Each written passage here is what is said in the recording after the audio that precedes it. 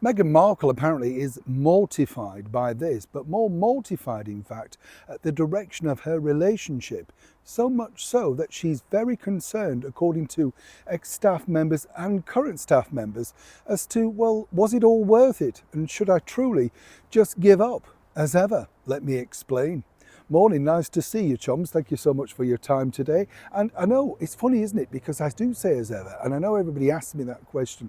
You know, I don't believe any of that. I mean, it's just a turn of phrase, isn't it? But it's difficult as well when you are in that particular position, because this happens to a lot of relationships. And having worked in this industry a long time, right, and you've interviewed them all, I remember interviewing many years ago Jennifer Aniston, right, beautiful lady. But the thing is, she'd just been, let go, whatever you want to call it, dumped by Brad Pitt. And we're sitting down, I'll never forget it, in the Dorchester Hotel. And the thing was, we started to talk about the film that she was in. It was about relationships, you know, the usual stuff.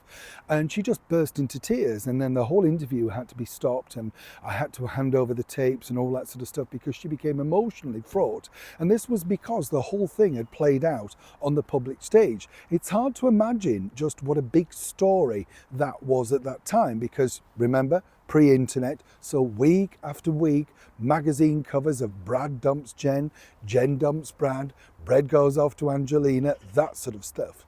Now, according to staff members, the problem, right, that Meghan Markle now has, if there isn't enough problems for her on a personal level, is the fact that she's had enough, according to this very good source, of being in this marriage fishbowl. She believes that things could be radically different, but then so does Prince Harry, and he's trying to reevaluate his, relationship with her by doing things like this. Is it enough, though, to save the marriage? According to this source, well, as ever, let me explain. As I say, welcome back. Thank you so much for joining me today. It started out really strange, didn't it, with Meghan? Because as I've often said, it's very dangerous when you're a celebrity to pivot things online, right? You know, to sort of say, this is going to be my year. We all have it. We might say it internally, but you wouldn't put it out online because nobody knows the future, whether it's a bit of ill health problem, whether it's, just lack of success in your career. Maybe you get fired. I mean, we've had all, I'm not laughing at those things, but I've got a funny sense of humor. I try and, as many of you know, see through the dark side with humor. I think that was all really down to a good friend of mine, Joan Rivers. She sort of taught me, however dark things are, try and find the laughter. And I do, because it happens to all of us. None of us are unique, including Markle. She started by writing in the sand, 2025, and it was all going to be marvellous. Very quickly, things took a turn for the worst with the likes of the LA fires. Remember those? And then she sort of blamed that for the fallout and the negativity. Then the As Ever thing was a shambles. And then suddenly it sparked into life. And whether you could get a TV show abused that badly, then the first rollout of that program, As Ever with Love Meghan, certainly did. And at the same time, if you remember, she was torpedoing everybody with publicity. We forget that, but we had the podcast, utter disaster, just Meghan Markle's, medical stuff. There was nothing to learn that we didn't know. She kept going back. Consequently, doing things like Bloomberg Originals, that sort of stuff. But as a staff member pointed out to me, even Meghan, who you may think is Teflon tough, apparently has moments of cracking down.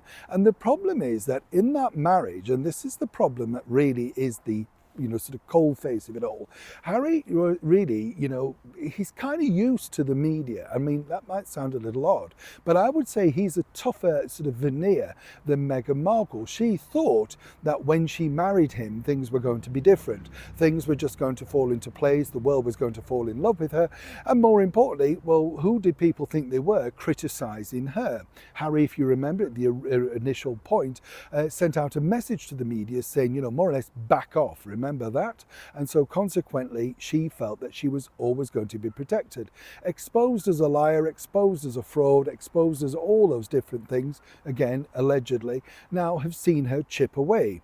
And the bottom line really is now she's pondering, according to the source, was it all worth it? And everybody has these evaluation moments. She can't get that product off the ground because Frankly, it's put together badly. She's white labelling products and claiming to be themselves. She's constantly looking at the success, according to this staff member, of other influencers and entrepreneurs like that. You know, the likes of the Martha Stewarts, the Gwyneth Paltrows, the rivals around her. And she thought that her power as the Duchess, you know, the HRH, only in private Duchess, was going to save her from everything. We saw that when she teamed up with the likes of Victoria Jackson, refuses to promote her own product on chat shows, that sort of stuff. Harry has to tentatively dance around these bombshells because she doesn't see why she has to do things that lessers, in her opinion, don't have to do as well. Why should she have to go on a breakfast TV show and promote something? Harry, according to this source, pointed out that he too had financial and, you know, contractual obligations to, for instance, Penguin Random House. He had to sit down with a therapist. He had to sit down with Stephen Colbert. If you want to sell the product, then if he brings it up, she goes absolutely potty. Behind the scenes, the frequency of tears and bangings and fallouts and speaking for non-speaking for hours are increasing, according to that person. And what's interesting is, imagine if you have the staff members in there because you've not really given any direction, right? And this is the interesting bit that a lot of people don't know. There's nothing going on, right? The Archwell thing is shuddering halt because of all the problems with the centre barley. The Azeva brand is where? And we know there's no podcasting, so there's no production rolling out there. There's no more shows with Netflix, that's not rolling out there. So they have this abyss of nothing around them.